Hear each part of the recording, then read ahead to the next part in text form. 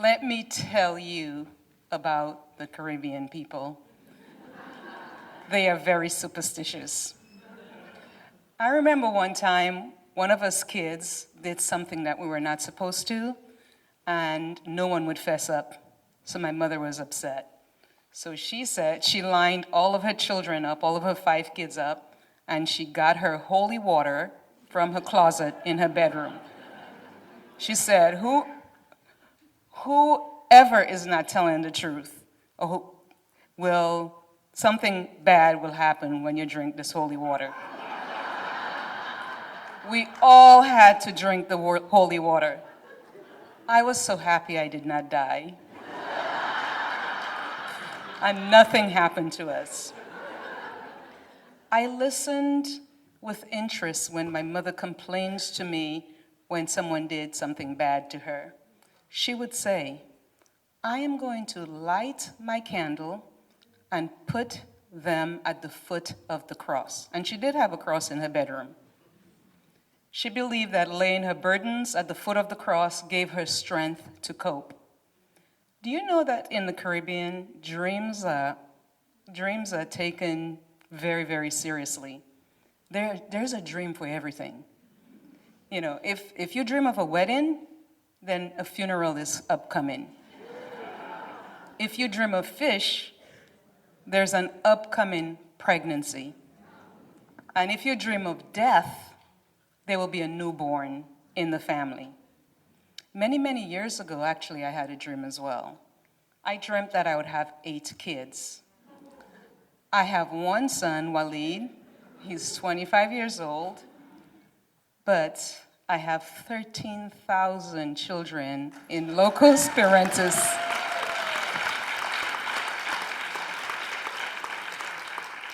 The early years of my life, I lived in Rosa Dominica, not the Dominican Republic.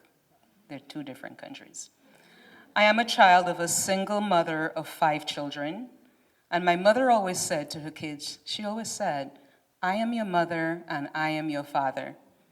And I always thought to myself, you can't be a father because you're not a man, but I understood what she meant.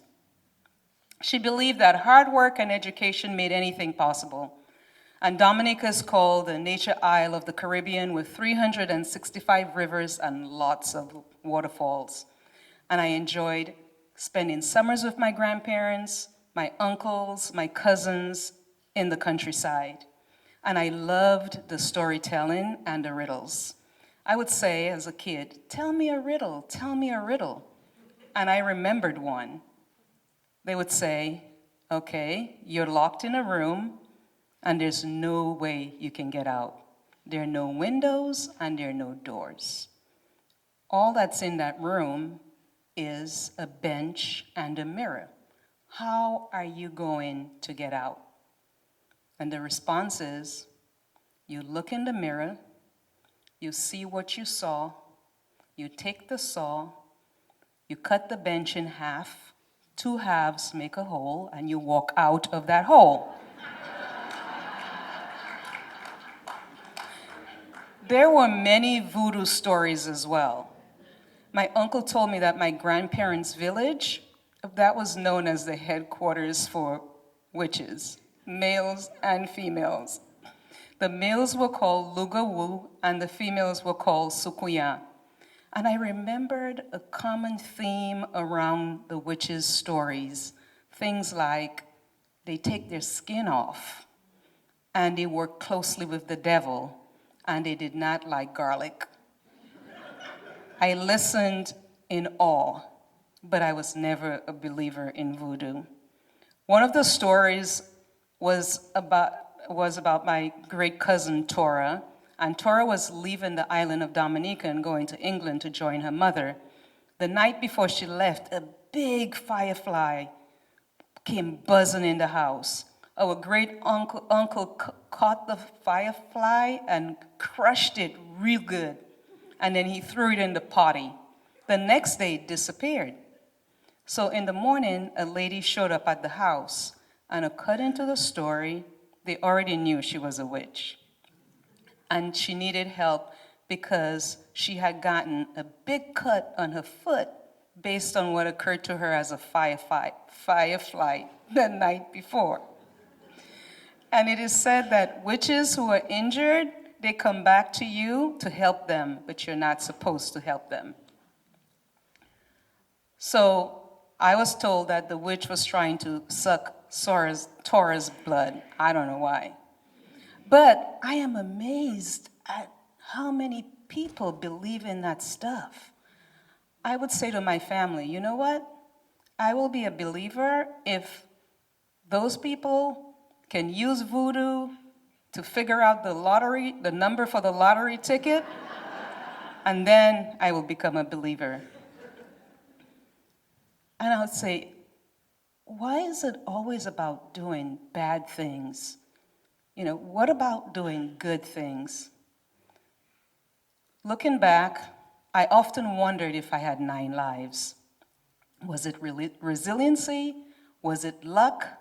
Was it my mother's influence? Or was it voodoo? I don't know, but one thing I know, there's some crazy things that happened to me. One morning I woke up and I was in a different house. Someone had literally picked me up and carried me to the house across the street. I didn't cry. I don't even think I was upset.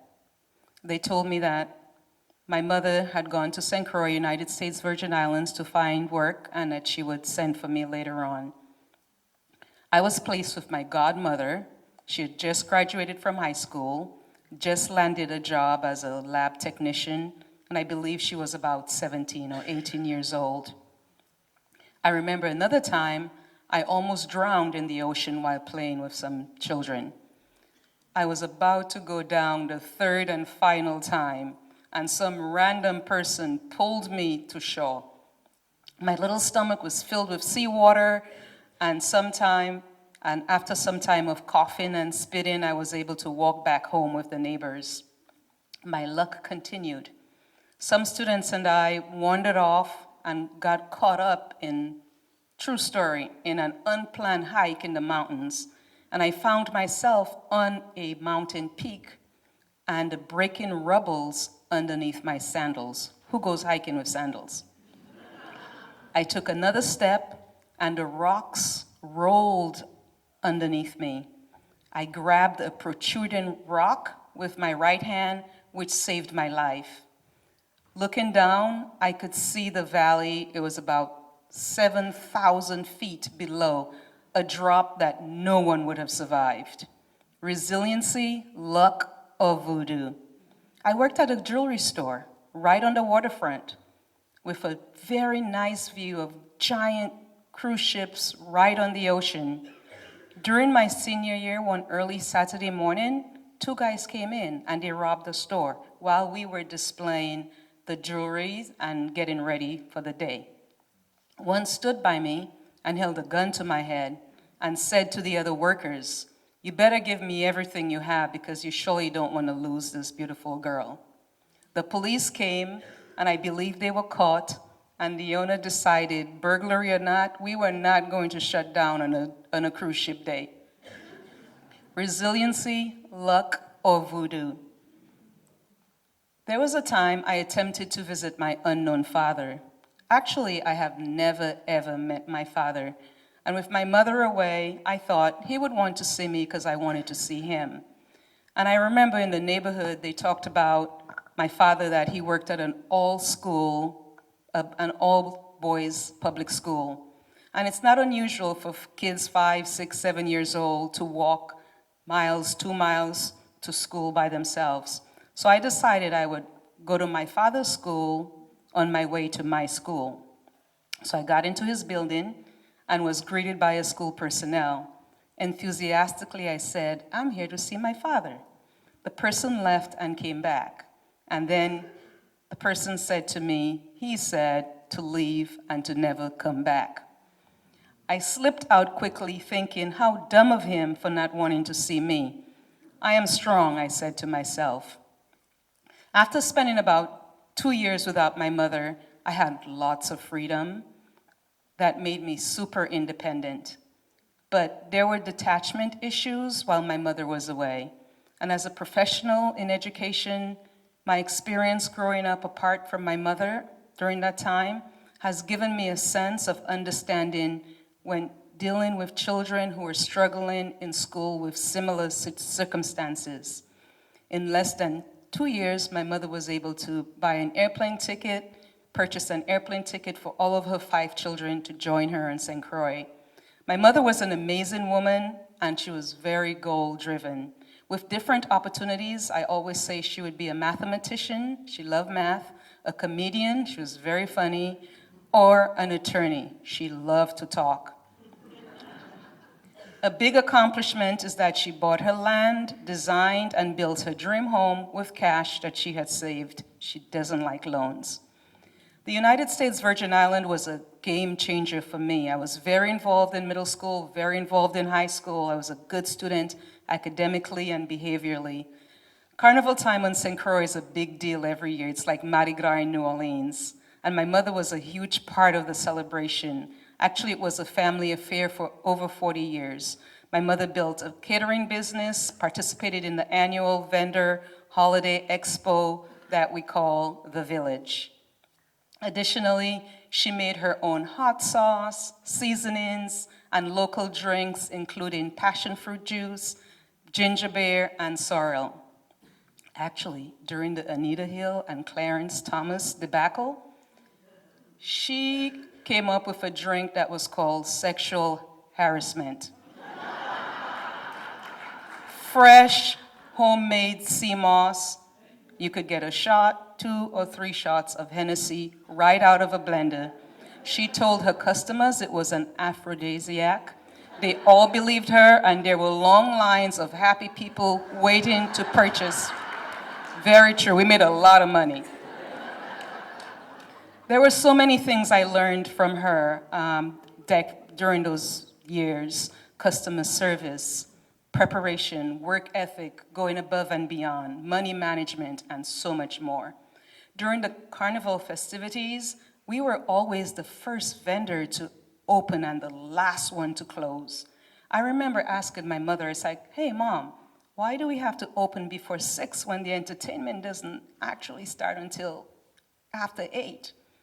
One of her favorite proverbs, she had like a million proverbs. She says, the early bird catches the worm. One night I said, Mom, you know what? You're right. No one else is open, and we've already made over $1,800. Our nightly special included Johnny Cakes, seafood callaloo, red snapper in butter sauce, conch in butter sauce, goat water, mahi-mahi in Creole sauce, and a lot more. After my mother passed in 2010, her customers would not allow us to shut down. We continued for 5 years.